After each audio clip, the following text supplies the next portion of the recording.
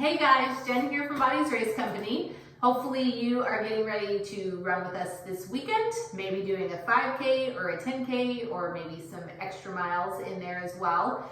I am bringing to you today a quick little foam rolling video. Foam rolling is a great practice. It can help relieve soreness after a run. It can also help prevent injury by releasing areas of tightness in your muscle. It's not difficult at all, so I'm going to go over just some basic areas of focus that are great for runners as you are preparing or recovering from a run. So we're going to get started on our calves first. So our calves are just, along the backs of your legs. We're going to work the area just above your ankle and below your knee.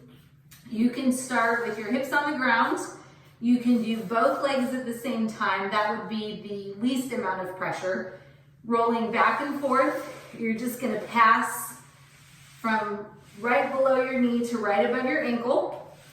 You can also turn your toes out and hit the outsides of your calves.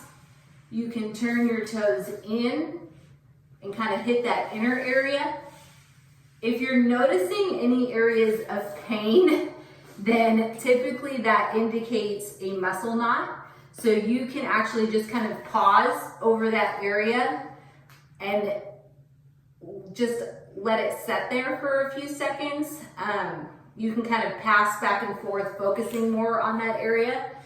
You can also go to one leg to apply a little bit more pressure on that area and lift your hips off the ground.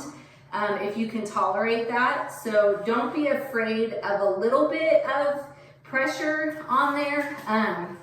More than likely in the beginning, it may not feel wonderful, but that's okay. You will kind of learn to love that feeling as you're working out that tightness in your muscle. We're gonna flip over and focus on our quads next. So you're gonna go to a prone position on the floor. So you're basically laying on top of the foam roller. You can use your elbows to prop your upper body up. You're just gonna go back and forth from your knee to right below your hips, focusing again if you have any areas of tightness. You can use one leg and kind of post if you'd like, and then that allows you to put a little bit more pressure on the leg that is still on the foam roller. That's really tight right there. So you can focus then again on that outer quad or your inner quad, maybe any areas that you're specifically experiencing tightness or a muscle knot. Can be really great for working those areas out. Then we're gonna flip back over to our hamstrings, which is just that area on the backs of your legs in between your glutes and your knees. And you're just gonna do that same motion. So elevating your hips, you can do this one leg at a time, or you can do both, crossing back and forth across the foam roller. Again, with this motion, you can turn your toes out to kind of hit that outer area, or you can turn your toes in to hit the inner area. Once again, you can post and just do one leg at a time, or you can cross that leg and kind of double up on the pressure. So this is a very quick overview of foam rolling.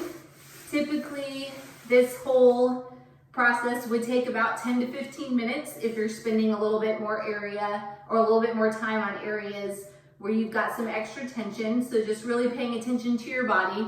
It might take a couple of sessions, a couple of days to alleviate some of those muscle knots or those areas that are a little bit tighter, but just stick with it, keep after it.